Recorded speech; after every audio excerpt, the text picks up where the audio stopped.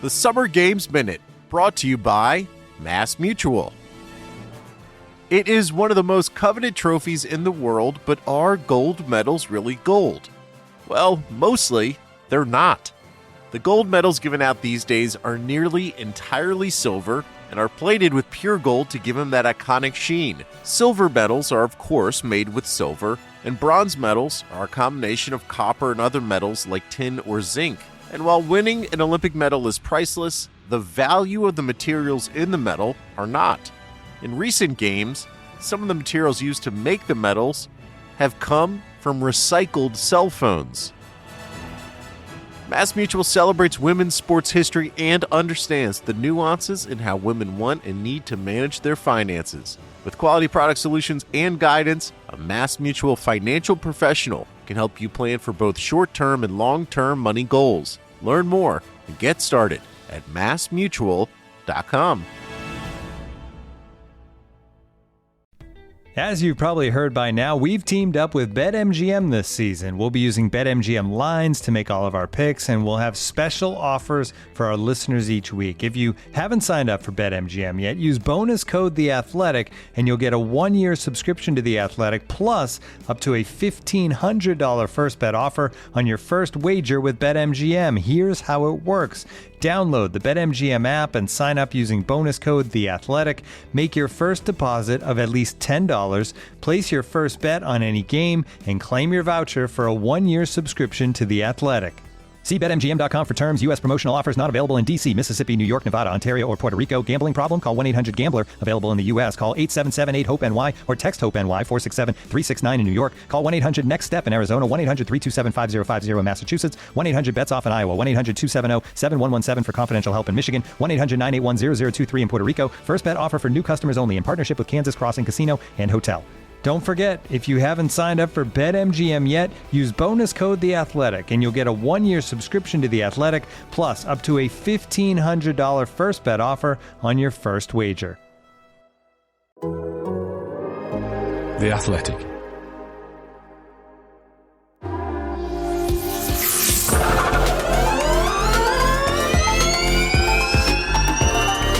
Dennis disappears into Diriyah dust. Cassidy's big cat conquest continues.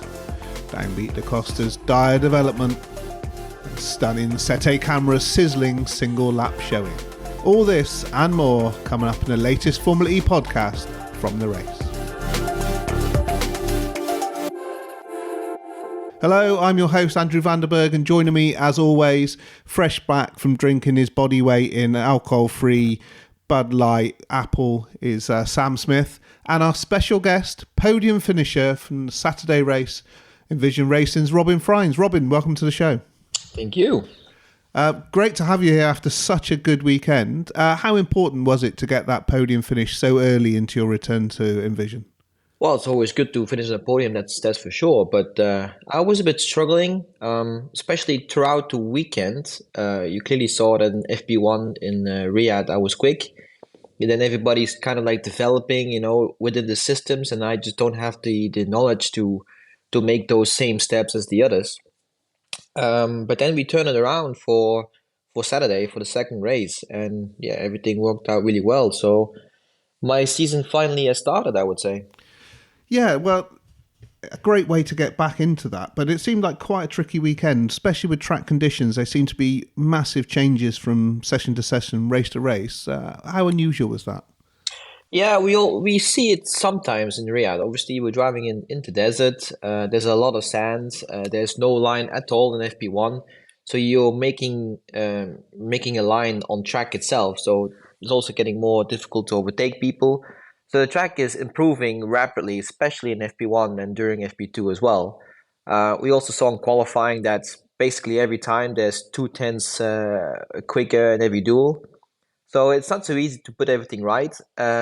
Hence why it's so difficult for me, especially, to be on top of the systems. Because, if you are traveling through a corner, suddenly 7-8 kph quicker, the system will react differently. And there I was struggling with. But Riyadh is always a track where suits me because it is, easy to crash. You need to take a lot of risks sometimes, especially in qualifying. And that's also the fun of it. Sam, it's quite a pivotal part in the race. Could anything have been done about it? It's difficult because there is a lot of construction work going on just next on the perimeter of the track at the Diriyah track. I mean, a huge mega project, one of these ludicrous billions and billions construction projects. And what happens is the dust rises, and with the wind, it just settles on the track. So, I mean, Scott Elkins certainly and his team certainly did clean the track. But what happens is, as soon as it's cleaned, it's dirty again.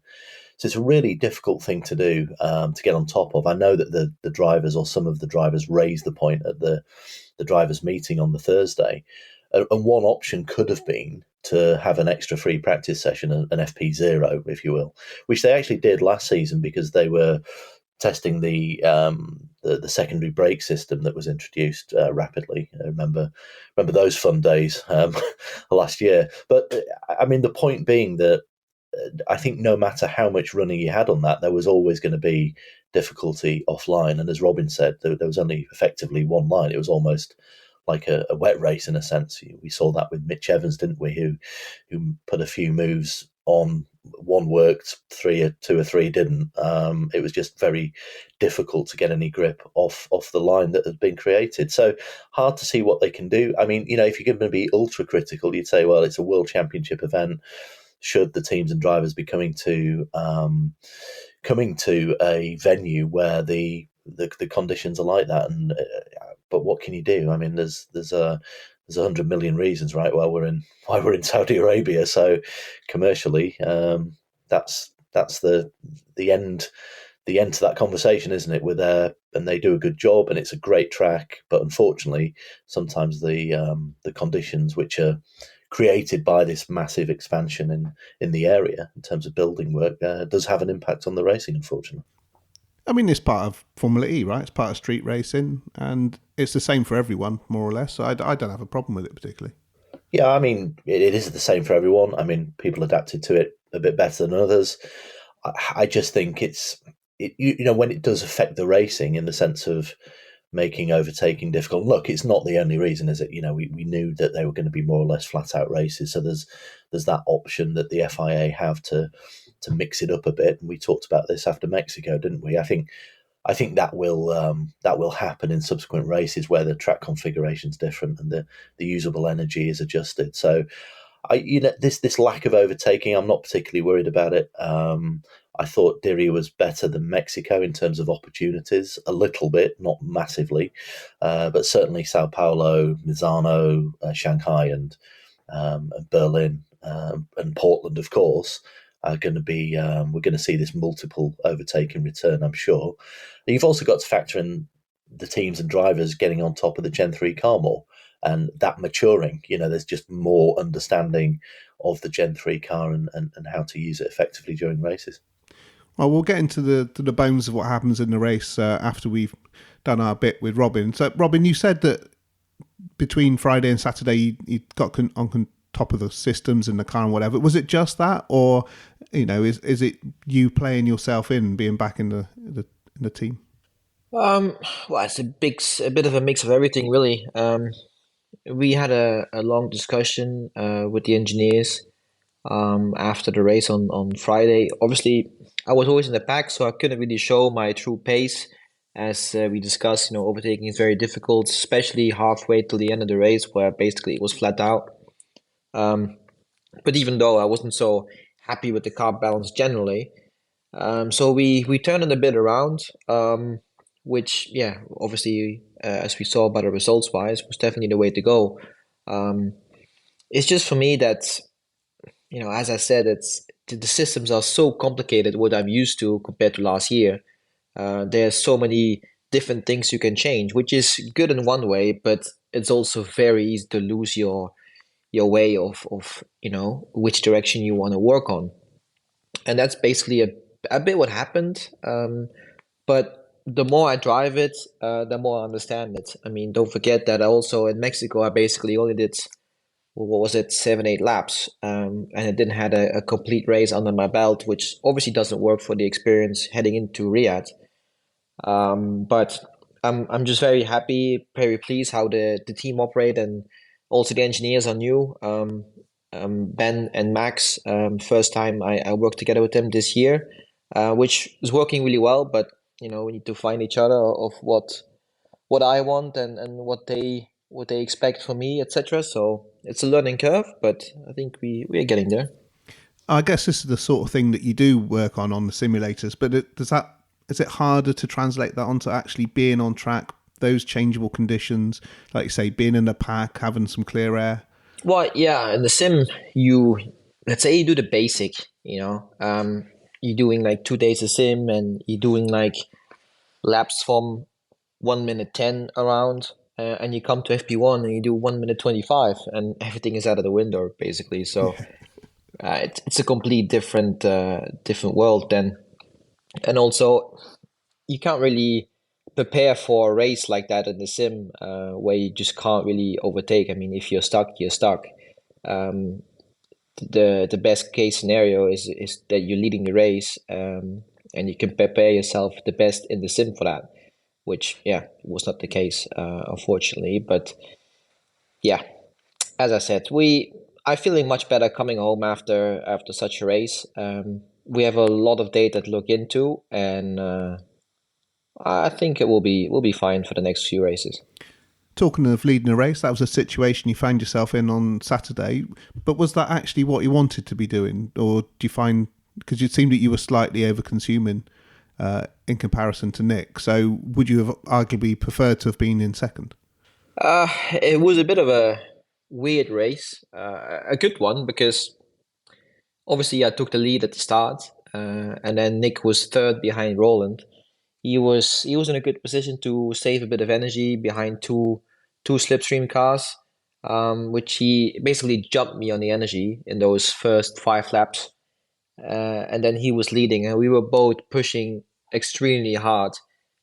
I think we gapped the field by 7 seconds around or something like that, because I did my 2 attack modes and he needed to do one more, so I just needed to stay in his attack mode window, which was around just shy of 2 seconds. So I was always like 1.7, 1.8 seconds just to stay there. But at one point, I said to my engineer, like, I'm over consuming every lap. So was he probably, because we had the same pace. And I mean, you can be crazy, but you just can't be stupid at one point. Because if there was a safety car halfway the race and I was so much more down on energy compared to the cars behind, I'm not sure if I would finish second. And I'm not been in the position the whole year long, fighting for victory. And I just wanted to secure the points and have a good basic to work from there. And then, I'll probably take more risk next time. Those final couple of laps, I think it was the penultimate lap, you really got close. Did you think in the back of your mind about how you could make a move, or were you more thinking, right, second place, good solid points, let's just bring this home? Well, I had 20 laps to think about the move, so definitely I was thinking about it. No, it's, I'm driving with a Jaguar powertrain against a factory Jaguar powertrain. Obviously, when you do a move and it's not going to work out and we both go off or we both crash or whatever, it will not go well for sure. If it was a DS or a Nissan, it's probably a different story, but the risk of overtaking and the risk of going it wrong, it was just very high. So yeah, I just didn't want to take that risk from the beginning of the season. Yeah, you never know. You saw Mitch that he tried in the first race. I think it was the last lap as well, and he lost out. He finished fifth instead of third, and could be valuable points by the end of the year as well. And that's what also was in the back of my head. No, I think that makes sense. Sam, it was great to see two guys really sort of going for it in those last couple of laps. What did you make of that battle? So yeah, I mean, they were quite evenly matched. I think what you've got to remember is that Robin has a whole season less experience than Nick in that Jaguar. Nick's got a full season of understanding that through being in the seat that Robin's in now. So I think that was probably ultimately why Robin wasn't able to get a pass. Like he says, he was looking for it, but you've always got to balance the fact that you're racing against a squad member with the manufacturer. So, yeah, I think certainly there was a bit of jeopardy there. It was close. It wasn't like Dennis the day before, who broke away and got that really big gap. So, yeah, reasonably entertaining. But I think ultimately the track conditions, the risk which we saw Evans making a do or die effort the day before, that Robin probably just, discretion was the better part on this occasion. Robin, you had a tough year last year, the sort of random outlier of the Tempelhof polar side, a year spent mainly fighting at the back of the field. It must feel good to be at the front again. Oh yeah, 100%. You jump in, you have a car which is good enough for, let's say, top 5 at least, which was definitely the case in Riyadh, and it gives you good trust. You are more pumped to do well. Nevertheless, I mean, obviously, I was always pushing to be in the duels last year, and sometimes we made it, but then in the race it's always been difficult. But yeah, last year was obviously very difficult, but I did enjoy it. The time with the up guys. I know them very well, and also somehow you learn a lot from that. You try to get everything out just to find a half a 10 to be able to get to the duels. So now I can benefit from that as well. Is it possible, easy to explain the difference between the Mahindra power unit you had last year and the Jaguar now? It's difficult to explain because sometimes the balance feels fine, but it's just not quick. So I also spoke to Lucas on the grid before race 2, because we were standing next to each other for the photo, and he also says like, "Hey, how was my old car?" And he said, "Well, the balance is fine, but we just don't have the lap time. We are like 4 or 5 tenths off, and if you are 4 or 5 tenths off in Formula E, you are last basically. So it's a very competitive field, but I can't tell you like, oh, that's different. Obviously, the systems are completely different, and we have, much more complicated way of doing things compared to the Mahindra. But it's not one thing at all. I mean, like you say, the app guys well. They've got a fantastic history in the sport. They will turn it around, won't they? Especially when they get a different powertrain supplier. Oh, 100%. I'm not worried for them. You give them a good powertrain and they will be fighting for the top. They won the team championship. They won a drivers championship as well. So they have everything in house to do well. And you also saw that last year. Okay, at the beginning of the year we didn't do much testing or didn't do testing at all. So we were struggling compared to the Mahindras. But then from halfway till the end, we were the ones who had a front row lockout in the wet. So we felt more competitive compared to the Mahindras, and I think you see the same trend this year as well. Nico does a very good job. He's basically always in front of the Mahindras. He's always knocking on the top 10 door all the time. So I think he does very well. And what about Envision? How different is the team to the one you left a couple of seasons ago? I'm working with different guys, so my engineer and race engineer and performance engineer are different compared to what I had. The general team structure didn't change. Obviously, the names, the faces are the same. Mike Luck, Leon, Sylvain, they're all the same. But I clearly felt that when I came back, there was a sense of, how you say, like the pressure was off somehow. They won a team championship. They've been there for 9 years.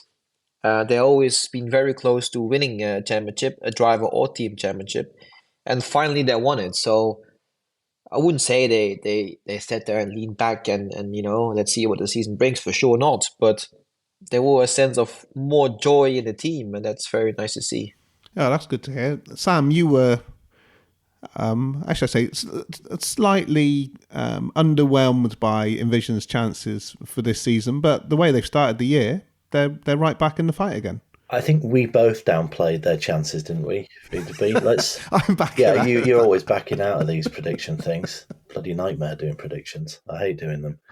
So I actually had to apologise to Cyril Blay at Maserati because I completely wrote them off. And oh, you were much harsher on them than I was. I said I thought a formal written apology was delivered to their garage in Saudi. Anyway, yeah, so we downplayed it a little bit, didn't we? And I think that was more to do with the fact that they had such a great season last season, and it's always difficult to copy that, to copy paste and repeat that sort of thing, especially when you have a second year of a rule set. So they are the customer team.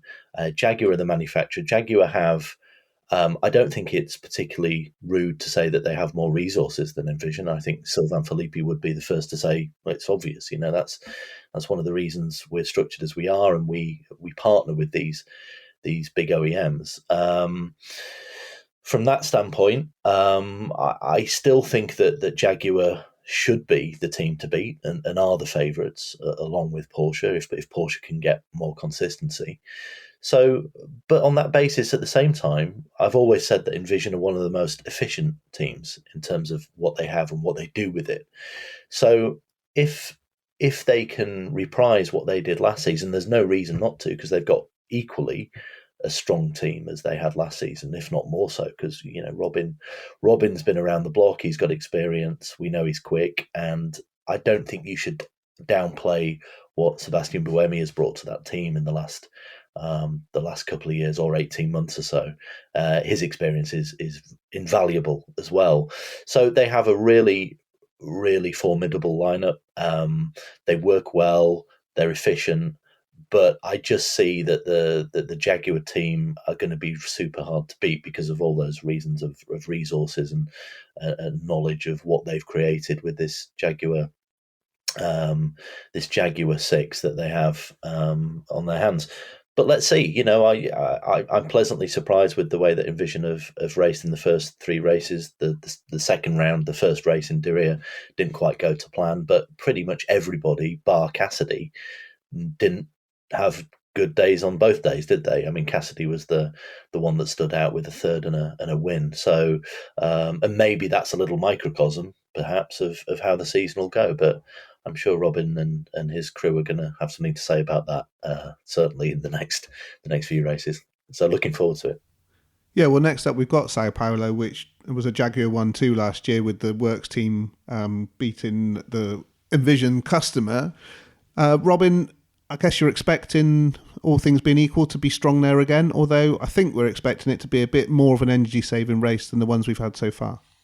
Yeah, I mean, last year I just came back from my injury in Sao Paulo, so it was a bit different for me. I was a bit struggling for sure, but looking back, I think the top 3 was even Jaguar, and hopefully the same. But I do see that the trend of Porsche being very quick in the race continues. You saw the pace of Jake in race 1. Also, I saw the pace of Pascal when he finally overtook Sette and basically checked out in front of me very early. So I'm expecting quite a bit more from Porsche in Sao Paulo, just because there's an energy-saving race. So I think it will be very tight between Jag and Porsche there. Hopefully we'll be on top. I don't know, but I think it's going to be a great battle to look at. And if you win, Robin, you've got to ride the giant Jaguar, the animal that was on the podium. Remember that last season? Mitch was kind of doing his kind of buckaroo thing on it. So you've got to paint it green, and then you've got to ride that in celebration. I didn't see that. You didn't see the giant Jaguar on the podium? No. I don't think drivers who didn't finish in the top 3 pay much attention to the podium celebration, Sam. Oh yeah, not really. No. Right. Not particularly, but then It's good to know that I need to ask the team to bring some green paint with us. Exactly, yeah. You alluded a little bit to the injury there. I remember Sam telling me it sounded like it was really nasty. Is it completely 100% all healed up now? Let's say it's about 90-95%. I don't think I will ever be able to get back to 100. I just missed a tiny bit of flexibility on my wrist, but I can do everything I want. I can obviously drive a car without any pain, so it's the best that it can be. But it was definitely a nasty one, and I invited the doctor over, which operated me in Mexico together with his wife. So that was very nice. But he did a great job because it was basically my hand was the bone was in 5 different pieces, and he needed to operate it for, I think it was 6 hours to get all the bones back to the original place. So it was definitely not an easy one. But also thanks to him, I'm back in the car and I can do what I love to do. So I'm very grateful for that, and that's why I invite him over from Mexico. That's a really lovely touch, and we're glad that you're now 100. Well, back to full race fitness. Let's put it that way, and showing what you can do on track. So yeah, good luck for the rest of the season, Robin, and thank you for joining us. Thank you. You know we love talking stats here at The Athletic. Here's one that's super simple to remember. Discover automatically doubles the cash back you've earned on your credit card at the end of your first year with Cash Back Match. That means with Discover, you could turn $150 cash back to $300. That's right. You could put it towards some memorabilia you've had your eye on or treat yourself to a premium sports network. You earn and Discover doubles. See terms at discover.com/credit card. We'll get back to the pod in a moment, but first of all, let me tell you about Grammarly. Email, Google Docs, Slack, you write across multiple platforms and places during your workday, so delivering consistent, high-quality communication everywhere is key. Grammarly is an AI writing partner that helps you get work done faster with high-quality writing for better projects, proposals, presentations, and more.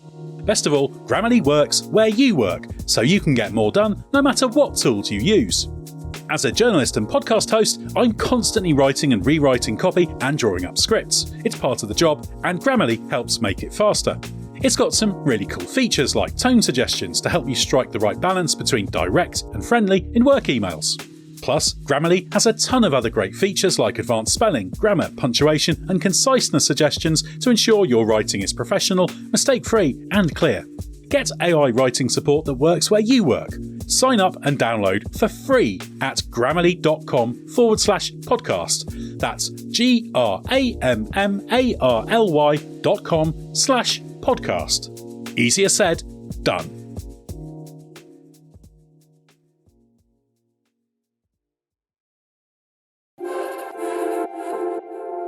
Right, great to have Robin on the show there, and good to know that the wrist has healed as much as it could do. It's really nasty. But let's take a look at the rest of the weekend. So a bit of a return to form pace-wise for Jev and DS Penske. Pole position and a P2. Are they in the mix with Jaguar and Porsche now? It probably is a bit too much to say that. I think over the course of the season, it's going to be a struggle for them to be on the same pace as Jaguar and Porsche. So what I see is what we saw in Riyadh. Occasionally they'll be able to snatch a pole or podiums, potentially fight for wins if there's races of attrition. But I don't think they're quite on the same pace as Porsche and Jaguar, and certainly the higher energy races coming up, I think that will ultimately tell for them. So yeah, Stoffel van Dorn, he had some one lap pace in Riyadh, but I think he's got a little bit more work to do to get completely confident in that car and onto Jev's pace. But I expect them to get some podiums this season, and if there is a race of attrition, or if there are circumstances where there's incidents that they can potentially pick up a win. Talking of returns to form, on Friday we had Sam Bird, or the new Slim Shady, finishing fourth. A good run for him, and we had a similar for Jake Hughes on Saturday. So Neon McLaren, good bit of pace there. Yeah, blondes have more fun, don't they? It's known. It's a well-known fact. I mean, good on Sam Bird. He needed a result last weekend, and he got one. Really good drive actually on the Friday. Excellent drive. I mean, I think he felt he could have just snaffled a podium, but when Cassidy took his final attack, he just missed out. It was really close. But a nice drive from Sam.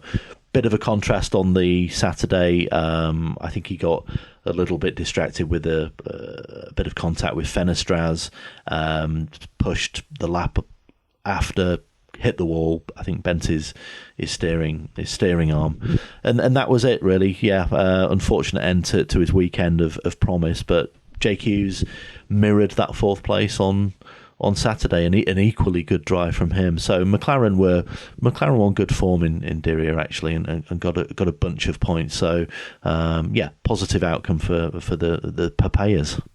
And talking of the Nissan powertrain, Oliver Rowland getting a pole. Let's not talk too much about the start, but is this Nissan joining the party again at the front of the grid?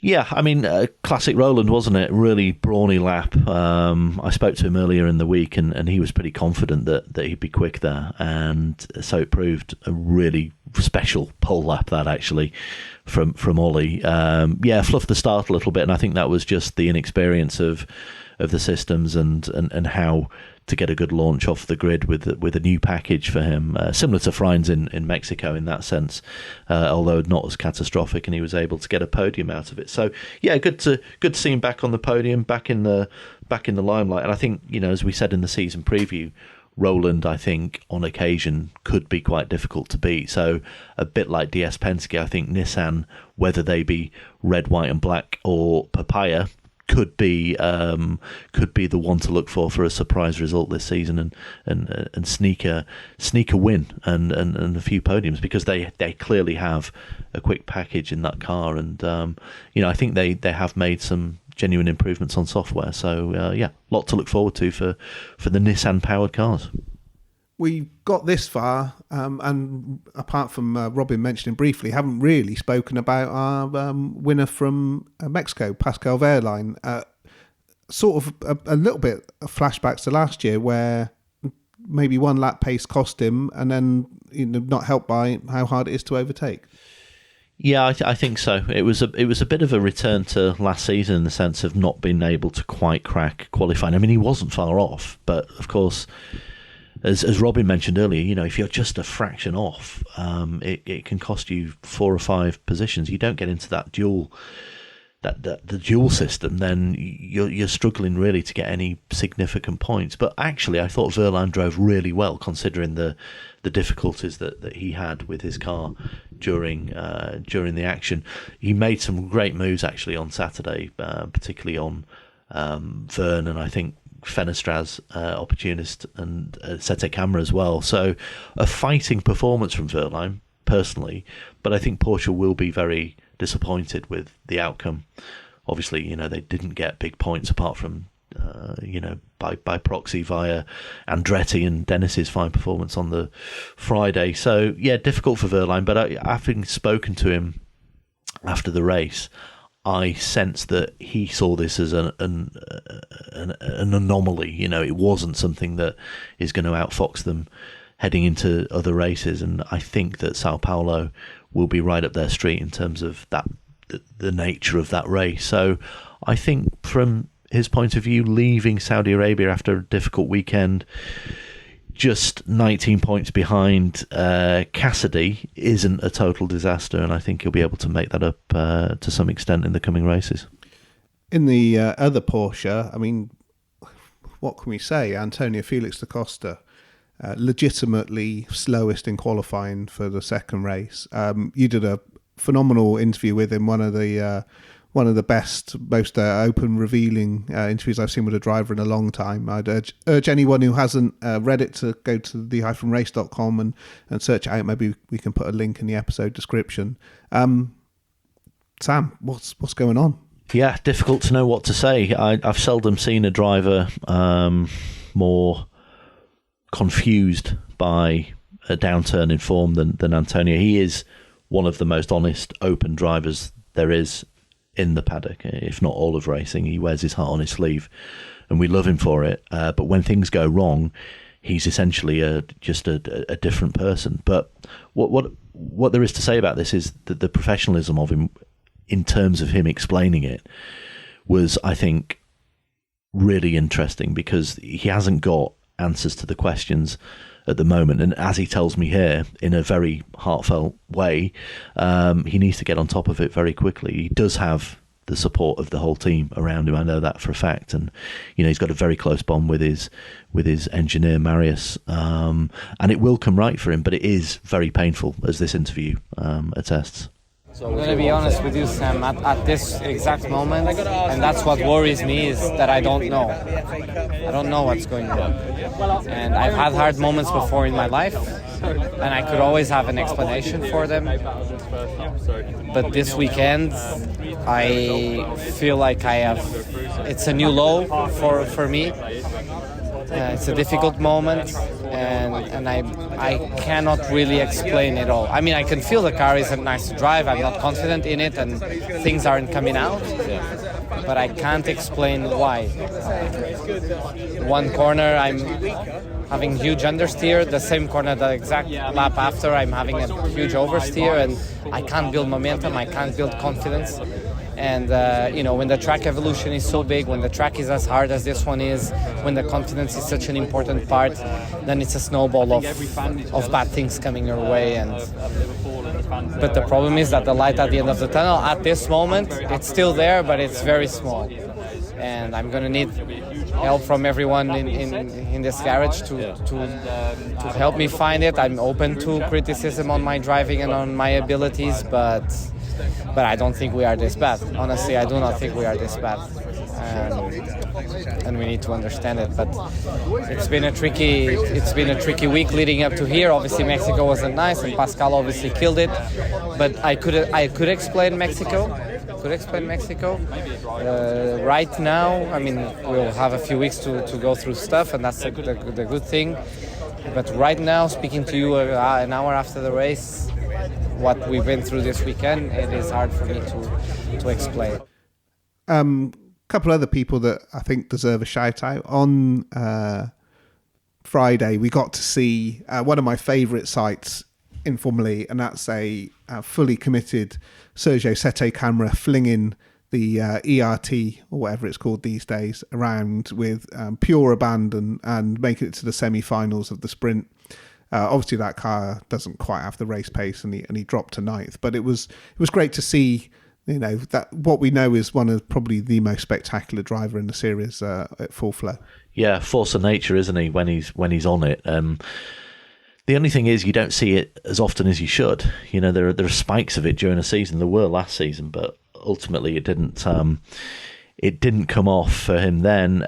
There is genuine positivity, though, in that camp of what was achieved on the Friday, in particular, with that fantastic lap. And it's easy to forget he actually had a sniff of second going into the first corner. He was giving it to Evans, and it almost paid off. So great entertainment. It sort of reminded me of some of those mad John Alesi moments when he was in terrible shitbox Ferraris in the early 90s, but just made it happen. And Sette does that. Great to see, great entertainment. He did fall back in the race, but he did drive a very intelligent race. He could have easily got into some damage, or got really badly shuffled down the order, because he just didn't quite have the pace of the others. Drove a really intelligent race, got 2 points, which is probably, without retirements, is probably the maximum that he and the ERT squad can hope for during races. So yeah, really well executed race. Didn't happen for him on the Saturday. Dan Ticktum had a really difficult weekend for numerous reasons, with some contact and not quite getting it together in qualifying on the Friday. But yeah, very positive for ERT, and I think there's only 2 teams that haven't scored points now, aren't there? So Abt and Mahindra, so everyone else has got points, including ERT. Who would have forecast that after 3 races? So yeah, fair play to him, and especially to Sette for that terrific performance.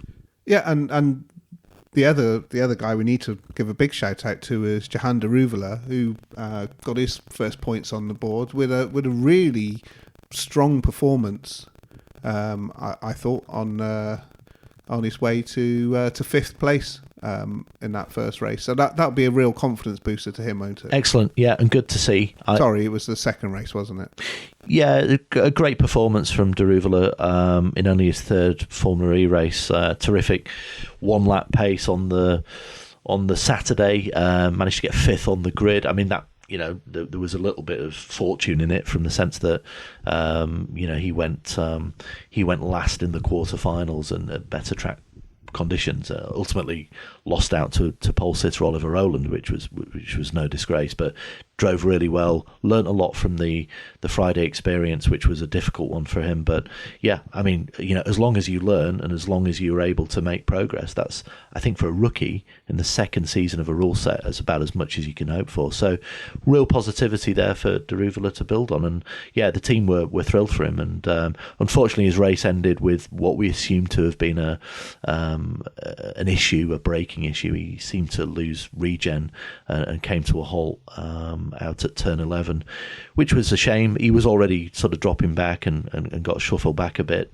I'm not sure he'd have got a point, but look, it's all great experience for him, and exactly what he needed in the early races, just to build that confidence up for the coming events. Right, well, I think that draws a line under the double header at Diriyah. Probably a time for a bit of any other business. Maybe talk about what we alluded to at the end of the last pod, and this announcement that happened at the beginning of last week. Well, it depends when you're listening to this, but as we record.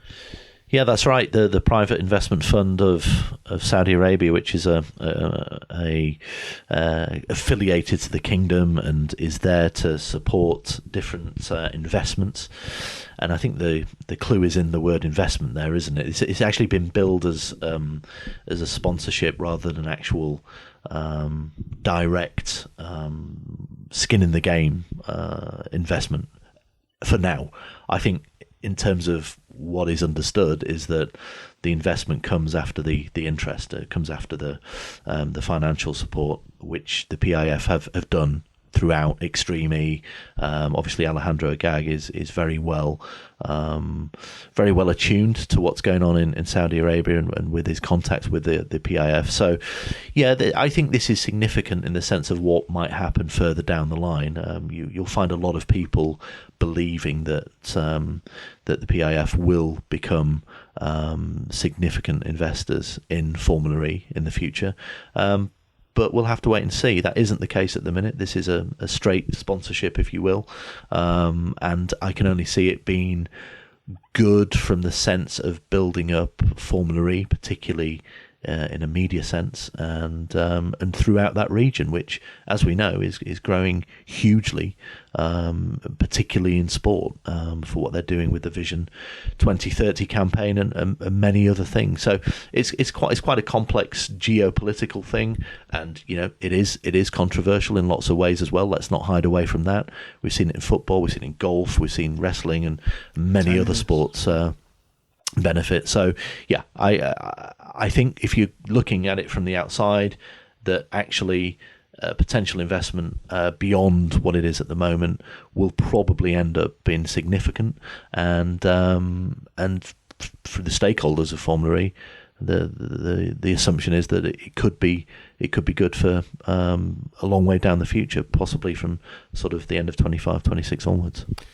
You also wrote an article recently on the website alluding to the return of potentially one of the big German manufacturers. Do you want to build on that a little bit?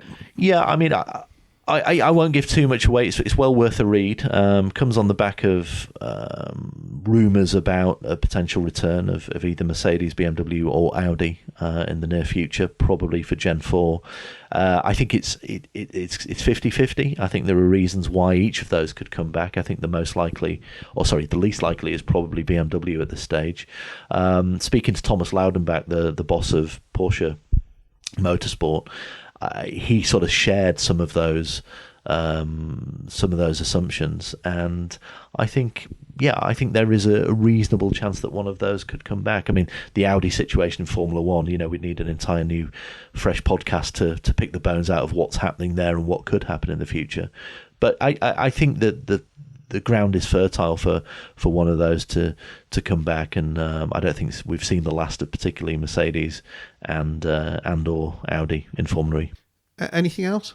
Not particularly. There's going to be an interesting story on the site after this goes out, sort of early next week, first week of February about who might be in Trident Blue in the pit boxes, a former driver, but I won't give too much away. Can we give much away? Yeah, I tell you what, he's a Cambridge Blue. Who could that be? There you go. Yeah, do your research and find out. But you can read about it on Monday. No one's ever mentioned that before. Yeah, should be fun. Right. Well, there we go. How long is it till the next race?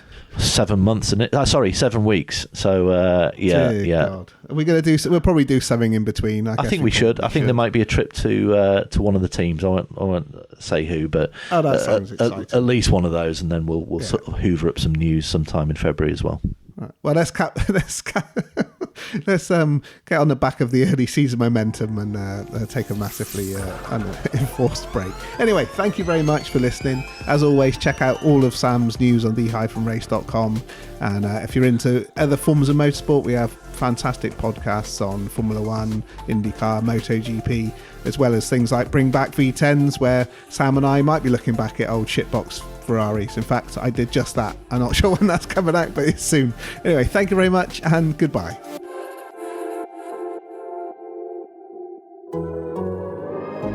The Athletic.